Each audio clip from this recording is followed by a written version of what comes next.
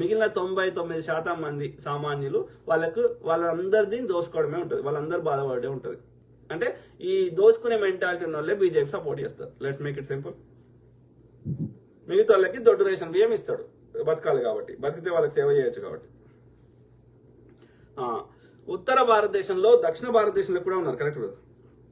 దోపిడి మెంటాలిటీ ఉన్నాడు, అంతటా ఉంటాడు. ఒక వ్యభిచారిని ఉంది. ఇలా బీజేపీ వచ్చినాక ఏంది, గతంలో రైడ్లు అయ్యేటి, ఇవాళ ఏంది, వ్యభిచారానికి శిక్షలు లేవు. పిల్లలు పెంచడానికి వ్యభిచారం చేసుకుని బతకొచ్చు అని వాడు బ్రాహ్మణ్ ద్వారా తీర్పులు ఇప్పిస్తారు కోర్టు కూడా. కరెక్టా?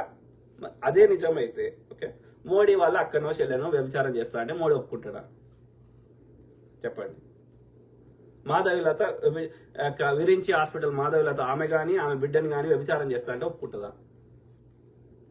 అంటే మళ్ళీ ఆ వ్యభిచారులు ఎవరైతారు, ఆ దేవదాసులు ఎవరైతారు, ఆ జోగిన్లు ఎవరైతారు? మళ్ళీ బీసీ ఎస్సీ ఎస్టీలే.